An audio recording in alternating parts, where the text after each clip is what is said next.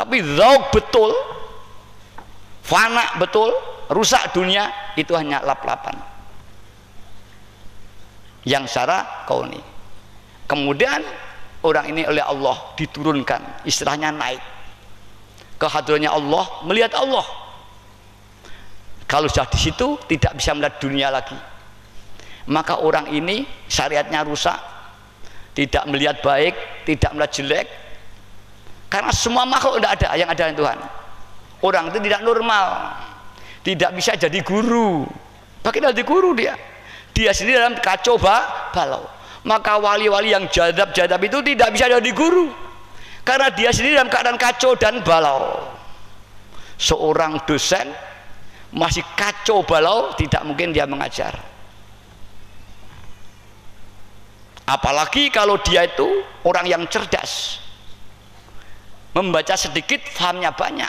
Orang itu tidak bisa mengajar karena ilmunya tidak dicapai dengan proses yang alami. Atau anak orang kaya ndadak lurus sugih, dia tidak bisa membimbing seorang menjadi orang kaya, karena dia proses kayanya bukan dari bawah. Tapi kalau dia dari bawah, seripis, 2 ripis, 3 ripis sampai kaya, dia bisa menuntut orang lain kaya seperti dia. Tapi kalau dia menemu uang di jalan jadi kaya, dia tidak akan bisa memimpin orang lain menjadi kaya. Begitulah orang yang dekat kepada Allah Subhanahu wa Ta'ala. Kalau dia jazab langsung dekat pada Allah, dia tidak bisa, hanya untuk dirinya sendiri. Ini banyak, maka Sinar tidak bisa kacau balau, ya, Al-Kharat kacau balau. Tapi Syekh Abdul Qadir Al-Jilani, Syekh Naqsyabandi, Imam Ghazali, Syekh Abdul Qadir Jilani, ini normal. Imam Abi Hasan Asyadzili, maka dia punya murid ribuan. Bahkan Abi Hasan Asyadzili punya murid Ibnu Athaillah As-Sakandari yang mengarang kitab hikam yang jadi geger dunia tasawuf. Hingga ulama-ulama jangan baca kitab hikam, duru mufakat jangan, karena sulitnya masuk substansi daripada isi Al-Quran itu. Karena itu bahasanya bahasa sastra, bahasa filsafat. Jadi kalau anak-anak masih SMA tidak akan mampu memahami. Kalau membaca secara tekstual, ya saya bisa, asal orang itu bisa baca Al-Quran, bisa kitab, ya bisa. Tapi tekstual, karena sulitnya ini dikhawatirkan kacau balau seperti Syekh Dijenar, maka semua ulama mengharamkan Al-Hikam didalami. Kalau dibaca sekedar bolehlah tambah wawasan, kalau didalami tidak boleh, karena mendalami ini harus dengan syarat-syarat tertentu.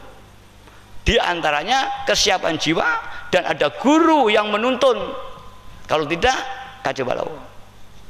Para hadirin hadirat yang kami hormati, inilah hakikatillah, hakikat Allah. Asyhadu alla ilaha illallah. Kita yakin Allah itu ada dengan segala keberadaannya, kekuasaannya. Lainnya Allah tidak ada. Mukhalafatul hadis, tidak sama dengan yang lain. Berarti Allah wujud, yang lain tidak wujud. Konsekuensi kita yakin Allah tidak sama dengan yang lain. Yang punya hanya Allah, yang punya sifat wujud Allah, yang lain tidak punya sifat wujud otomatis. Itu konsekuensi bahwa mukhalafatul hadis. Nah, ini di alam hakikat. Di alam jam'u, nah, adam syariat ya tetap ada, hukum manusia ada, karena ini normal berjalan. Istilah Waidiyah billah, ini yang diperjuangkan Waidiyah, iman billah, iman merasakan.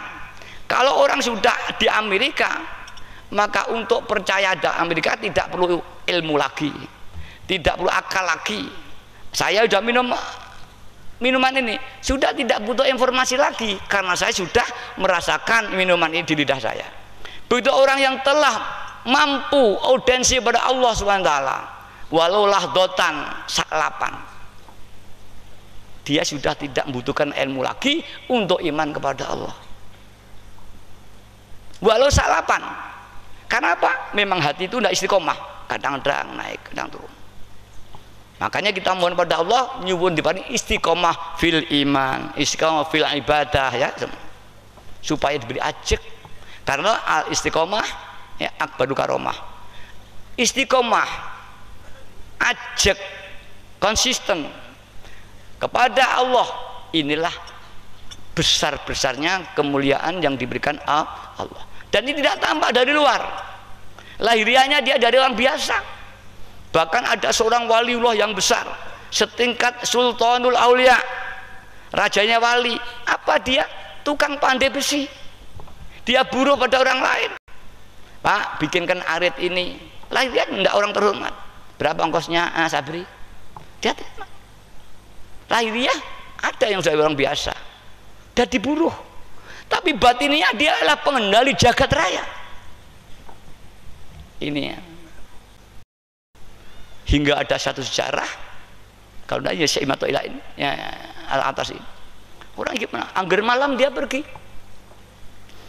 Temannya atau siapa sebetulnya kemana sih orang ini? Angger malam kok nggak pernah ada. Diam-diam diikuti.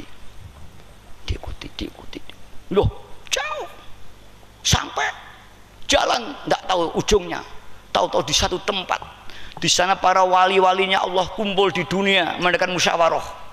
Orang itu ikut. Akhirnya dipanggil, hai fulan, kau terlanjur tahu siapa saya. Nanti sepulang kamu jangan cerita siapa saya sebelum aku mati. Karena saya diperingatkan Allah harus sembunyi selama hidup saya. Maka Sultan Aulia ada 3.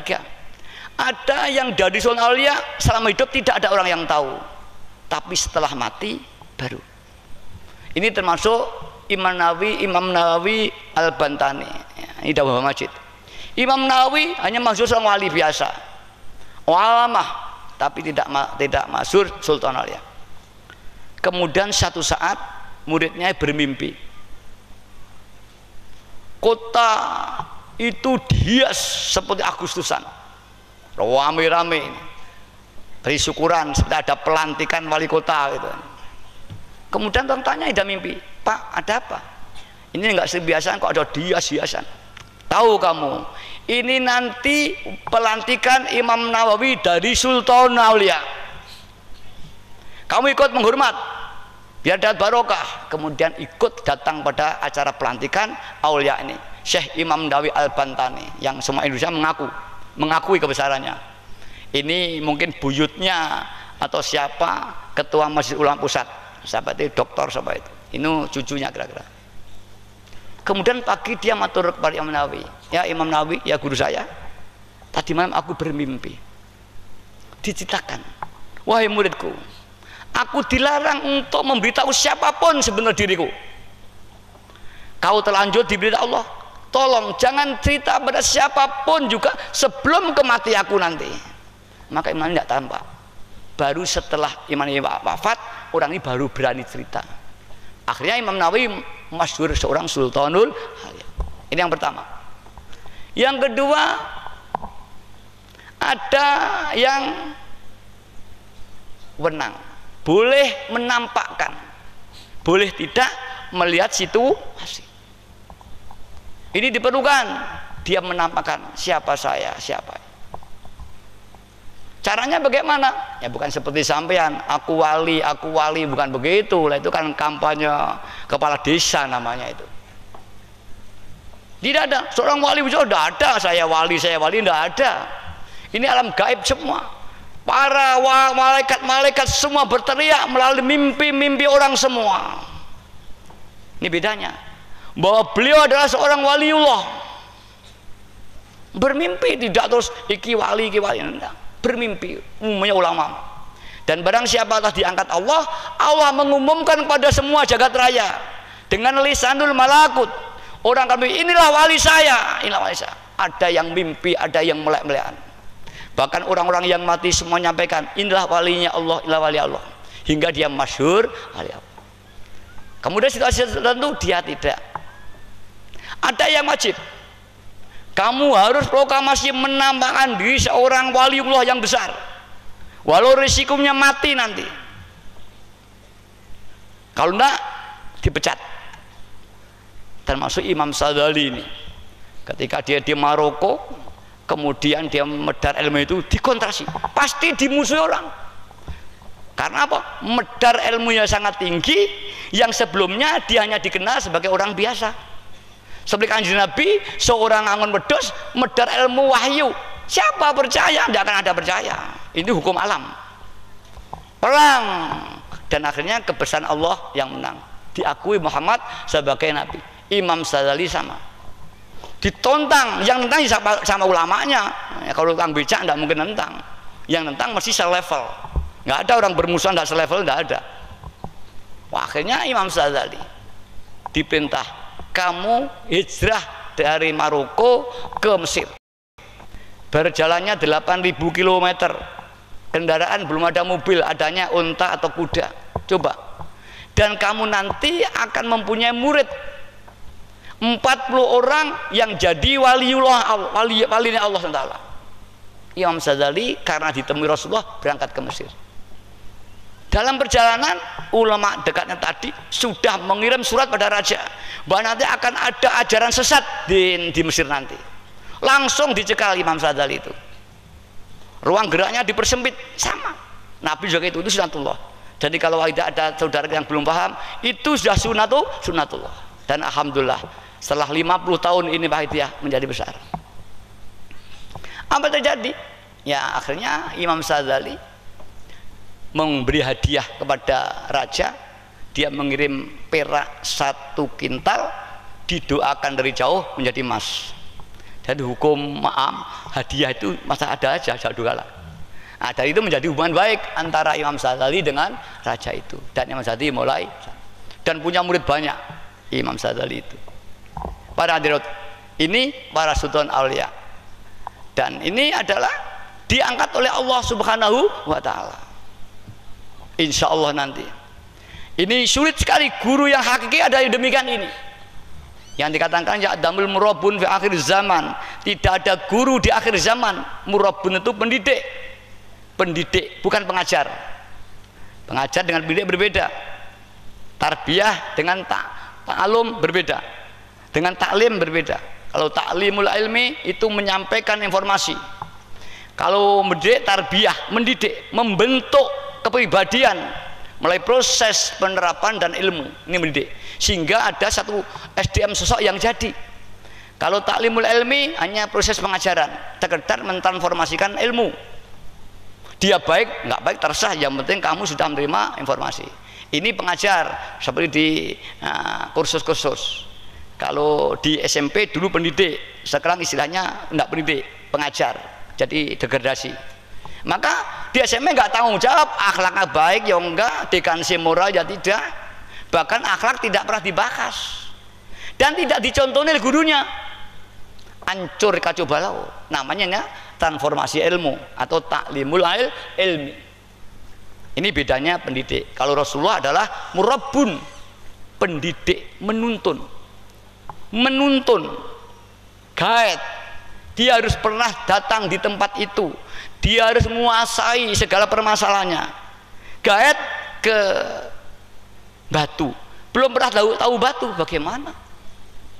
Dia harus tahu ke batu, tahu segala aspeknya. Kalau mau makan gimana, kalau mau tidur gimana, kalau sakit gimana, itu harus tahu sehingga ketika dia menghantarkan wisata, segala problematika yang timbul dia mampu memberikan bimbingan. Begitu murabun kepada Allah SWT. Dia harus sudah sampai. Kalau enggak, dia tidak akan mampu menghantarkan muridnya sowan di hadronya Allah Subhanahu. Dan ini mendidiknya dengan batiniah, tidak ngelariah. Kalau di madrasah SMP mendidik anak dibacakan buku diwacane. Yang dididik otaknya. Transformasi ilmu itu yang dididik otaknya. Kemudian diberi ilmu menyimpulkan. Kalau kurang mampu dibantu gurunya menyimpulkan sehingga timbul pengertian. Kalau muridnya cerdas dibacakan disimpulkan oleh muridnya, timbul kesimpulan. Kesimpulan ini akan kemudian diterima oleh hati. Kalau sudah diterima maka menjadi kesimpulan di hati ini. Kalau murabun rohani tidak, kesimpulan rasa ini disalurkan langsung melalui kekuatan batinnya di hati orang itu tanpa melalui proses otak, tanpa bersentuhan antara guru dan murid, tanpa bertemu sekalipun selama hidup, hanya batiniah saja. Ini seorang guru, golek guru ini sulit sekali. Koyok golek telapak kuntul manglayang, ini cara Jawa. Golek kibritil ahmar, permata yang merah, sulit sekali. Tapi ada. Golek guru yang begini itu sulit, bukan tidak ada, sulit. Sulit itu masih ada. Siapa yang ketemu bejo, siapa yang tidak ketemu tidak bejo. Tergantung Allah bagian menghendaki.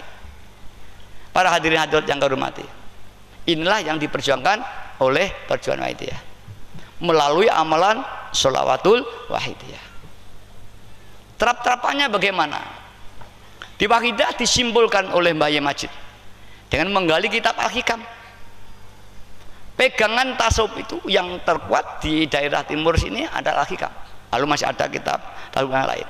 Terlebih Ronggo Warsito, pujangga besar di Solo, itu Al-Hikam. Yang dia menggunakan satu kata mutiara, nderengi ati ora bisa membedah kutanding pasti, budi dayaning menusa ora iso ngrubah garise kang kawasa. Iki dionekno dalang semua pakai ini. Ini bukan galian siapa? Ronggo Warsito. Ini hanya terjemah. Kita menganggap itu yang menggali Ronggo Warsito, bukan. Itu terjemahan. Di Hikam dikatakan sawabikul himmah la tukhrikul aswarul akdar, ini bahasa Arabnya. Terus diterjemahkan dengan pengertian nderengi ati ora iso mbedah kutaning pasti, budi dayaning manusa ora iso ngubah garis kang kawasa. Lek wis dipasti dadi ora enak wong iso ngalang-alangi. Ini namanya kaya apa ampuhe. Nah, maka digambarkan himmatus sawabik la tukhrikul aswarul adar. Himmah sing sawabik. Kaya apa himmah besar ora iso enggak rubah garis. Apakah sawabik itu? Himmah ada getaran hati. Arti khotirul qalbi himmah. Bergerak ingin sekolah namanya semangat. Bergerak ada dorongan nyambut gawe nama semangat kerja. Ya, bergerak a priori orang lain namanya marah. Orang yang punya gerak yang kuat sekali sampai gerakan itu mampu mewujudkan sesuatu tanpa oleh rogo, lek wong Jawa di kun fayakun. Jadi itu ada orang menciptakan sesuatu itu dari perbuatan, ada yang menciptakan itu dari pikiran meditasi yang sangat tinggi, dan ada menciptakan sesuatu hanya dengan kehendak seketika yang telah disinari kunnya Allah. Fa'idha apa ini di surat Yasin itu inama amru idza arada syai'an ayyakula lahu kun fayakun. Nah, ini satu himmah yang paling kecil, getaran hati ingin sekolah, ingin bekerja, tapi orang itu tidak mau bergerak, hanya ingin toh. Wah, aku tak nyambut gawe, gak tantang-tantang. Pengen sekolah, gak budal-budal. Koyok motor yang RPM masih kecil, gak mampu membawa bodinya bergerak. Angertilah pokoknya persalang, pet mati. Karena terlalu kecilnya RPM ini, sehingga tidak mampu menggerakkan bodi mobil. Kemudian ditambah gasnya, RPM naik, otomatis dayanya naik, masuk persalang, mampu mengganggu. Tiga nih meloncat. Bila hati sebuah keinginan yang diberikan Allah, tapi sangat kecil. Mek pengen tok tapi gak tau tantang. Pengen ngalim ya gak ngaji, pengen pinter gak sekolah, pengen ampuh ragam tirakat, seneng idolan tok. Bagaimana?